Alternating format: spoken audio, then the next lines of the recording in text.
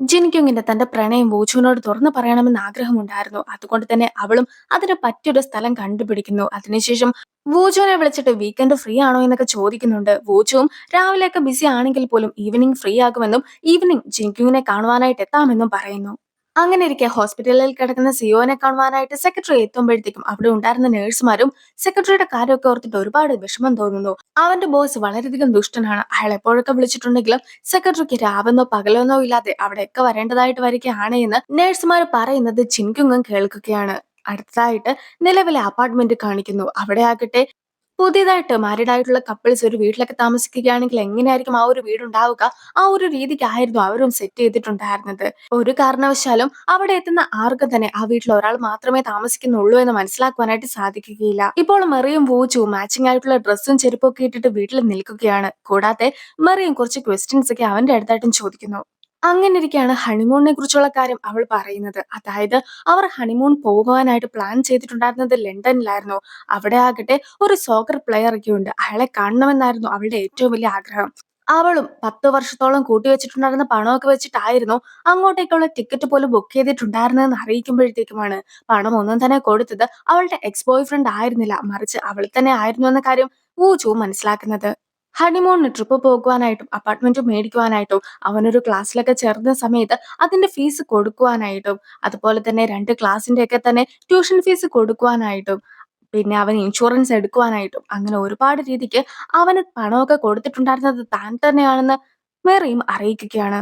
നീ ഇത്രയേറെ സഹായങ്ങൾ അവന് വേണ്ടി ചെയ്തു കൊടുത്തിട്ട് അവൻ ഒരിക്കലെങ്കിലും നിന്നോട് നന്ദി പറഞ്ഞിട്ടുണ്ടോ എന്ന് പൂച്ച ചോദിക്കുമ്പോഴത്തേക്കും അങ്ങനെ ഒരു കാര്യം ഒരിക്കൽ പോലും അവളുടെ എക്സ് ബോയ് ഫ്രണ്ട് പറഞ്ഞിട്ടുണ്ടായിരുന്നില്ല.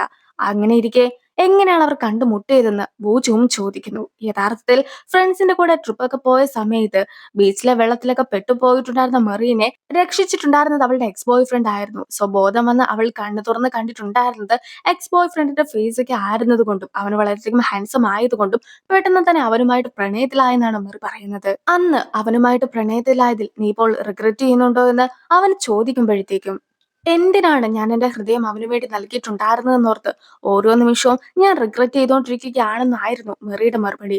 അങ്ങനെ ഇരിക്കെ നീ ഉറപ്പായിട്ടും നിന്നെ സ്നേഹിക്കുന്ന ഒരാളെ ഉടനെ തന്നെ കണ്ടുമുട്ടുന്നതായിരിക്കും.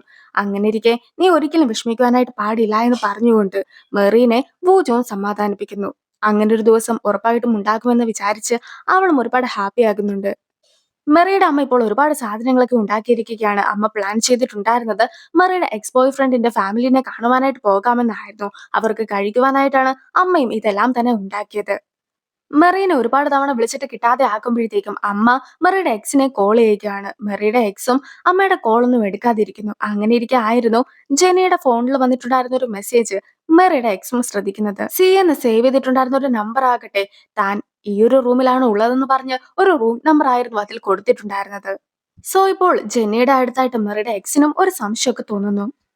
ഇനി സിഒയും ഒരിടത്ത് പോയ സമയത്ത് അവിടെ ഉണ്ടായിരുന്ന ഒരാളെ ഒരുപാട് ഉപദ്രവിച്ചിട്ടൊക്കെ ഉണ്ടായിരുന്നു. അതിന്റെ ദൃശ്യങ്ങളും ഇപ്പോൾ പോലീസിനെ കിട്ടിക്കഴിഞ്ഞിരിക്കുന്നു. അങ്ങനെ ഇരിക്കെ സിഒയ്ക്കെതിരായിട്ട് കേസ് കൊടുക്കണമെന്ന് പറഞ്ഞായിരുന്നു ആ ഒരു ഉപദ്രവിക്കപ്പെട്ട ആള് നിന്നിട്ടുണ്ടായിരുന്നത്.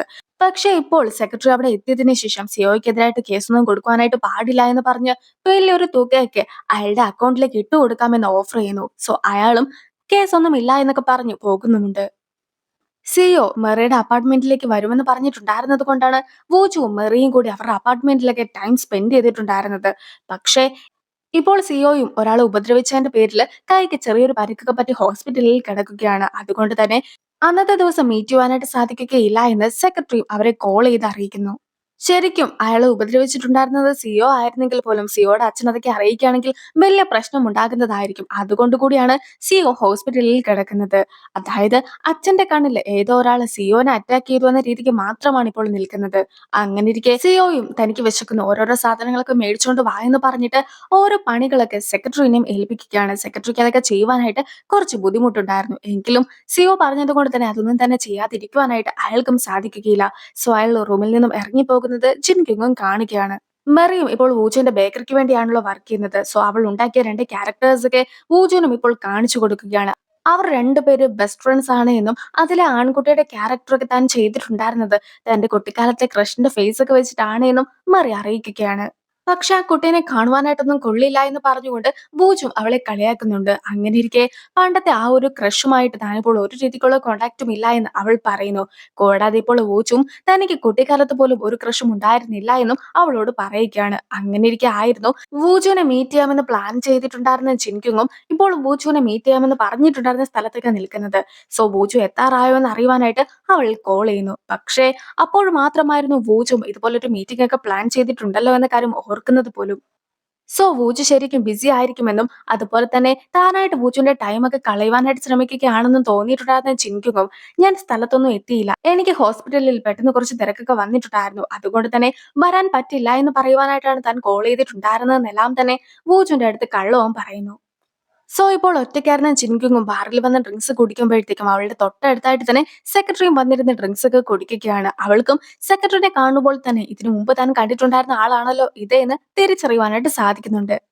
അതുകൊണ്ട് തന്നെ സെക്രട്ടറിനെ ഒന്ന് സമാധാനിപ്പിച്ചേക്കാമെന്ന് വിചാരിച്ചുകൊണ്ട് ചിൻകുങ്ങും സെക്രട്ടറിയോട് സംസാരിക്കുന്നു. നീ ഇപ്പോൾ വർക്ക് ചെയ്യുന്ന ആ ഒരാളുണ്ടല്ലോ, അയാൾ എത്രത്തോളം ദുഷ്ടനാണെന്ന് ഹോസ്പിറ്റലിലുള്ള എല്ലാവർക്കും തന്നെ മനസ്സിലായിട്ടുണ്ട്. അവർ പറഞ്ഞതും ഞാൻ കേട്ടതാണ്. കൂടാതെ അയാൾക്കും വലിയ സീരിയസ് ആയിട്ടുള്ള പ്രശ്നമൊന്നും ഇല്ലല്ലോ.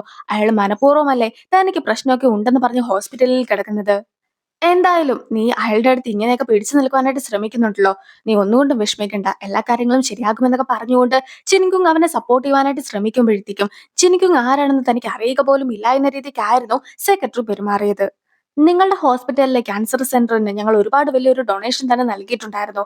അതുകൊണ്ട് തന്നെ സിയോ ഹോസ്പിറ്റലിൽ കിടക്കുന്നത് ഫേക്ക് ആയിട്ട് കാണിച്ചുകൊണ്ടാണെന്ന് നിങ്ങൾ ആരുടെ അടുത്തും പറയുവാനായിട്ട് പാടില്ല. അതിനാണ് ഞങ്ങൾ അത്രയും വലിയ തുക തന്നത്. അങ്ങനെയിരിക്കെ നിങ്ങളും സിയോനെ ജഡ്ജ് ചെയ്യുവാൻ മാത്രം ഒന്നും തന്നെ ആയിട്ടില്ല എന്ന് പറഞ്ഞുകൊണ്ട് സെക്രട്ടറിയും അവൾക്കെതിരായിട്ട് സംസാരിക്കുന്നു. എല്ലാവർക്കും പണമാണ് വേണ്ടതെന്നാണോ നീ വിചാരിച്ചിരിക്കുന്നത്? കുറച്ച് ആൾക്കാർക്ക് പണമൊക്കെ കൊടുക്കുകയാണെങ്കിൽ ഏതൊരു കാര്യവും ശരിയാക്കാമെന്ന് നീ കരുതുന്നുണ്ടോ? അങ്ങനെ ഒന്നും തന്നെ അല്ല കാര്യങ്ങള്. ഏതൊരാളും ഇമോഷണലി വീക്ക് ആകുമ്പോഴത്തേക്കും ഒരാളുടെ സപ്പോർട്ടൊക്കെ വേണമെന്ന് അവർക്ക് തന്നെ തോന്നിപ്പോകും. സോ നീ ഇമോഷണലി വീക്ക് ആണെന്ന് തോന്നിയത് കൊണ്ടാണ് നിന്നെ സമാധാനിപ്പിക്കുവാനായിട്ട് ഞാനും ശ്രമിച്ചത്. അല്ലാതെ പണത്തിന് വേണ്ടിയല്ല ഇതൊന്നും തന്നെ ഞാൻ പറയുന്നതെന്ന് പറഞ്ഞുകൊണ്ട് ചെനിക്കുങ്ങും അവനോട് സംസാരിക്കുന്നു. ഇവിടെ ഒറ്റയ്ക്കിരുന്ന് മദ്യപിക്കണമെങ്കിൽ എന്നെപ്പോലെ വളരെയധികം വിഷമമുള്ള ഒരു സിറ്റുവേഷനിലൂടെ ആയിരിക്കും നീയും കടന്നു പോകുന്നതെന്നാണ് ഞാൻ വിചാരിച്ചത്. അതുകൊണ്ടാണ് നിന്നെ സമാധാനിപ്പിക്കുവാനായിട്ട് ഞാൻ ശ്രമിച്ചതെന്ന് അവൾ പറയുമ്പോഴത്തേക്കും അവൾ പോലും അറിയാതെ അവളുടെ വിഷമം കൂടി അവൾ അവനോട് ഷെയർ ചെയ്യുന്നു.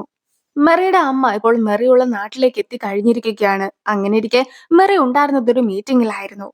വൂജുവുമായിട്ടുള്ള പ്രൊജക്ടുമായി ബന്ധപ്പെട്ട മീറ്റിംഗ് ആയിരുന്നു അത്. അങ്ങനെയിരിക്കെ അവൻ പ്രസന്റേഷൻ ഒക്കെ ചെയ്യുന്ന സമയത്താണ് മെറിയുടെ ഫോണിലേക്ക് അമ്മയുടെ മെസ്സേജ് വരുന്നത്. അമ്മയാകട്ടെ മെറിയുടെ എക്സ് ബോയ് ഫ്രണ്ടിന്റെ വീട്ടിലേക്ക് കുറച്ച് ഫുഡൊക്കെ ആയിട്ട് താൻ പോവുകയാണെന്നായിരുന്നു മെസ്സേജിൽ അയച്ചത്. സോ മെറിയും പെട്ടെന്ന് തന്നെ പ്രസന്റേഷനൊക്കെ നടക്കുന്നിടത്തു നിന്നും ഇറങ്ങിയതിനു ശേഷം അമ്മേനെ കോൾ ചെയ്ത് നോക്കുന്നു. പക്ഷെ അമ്മയും തിരക്കിലായതുകൊണ്ട് തന്നെ ആ ഒരു കോൾസ് ഒന്നും തന്നെ അമ്മ കാണുന്നില്ല.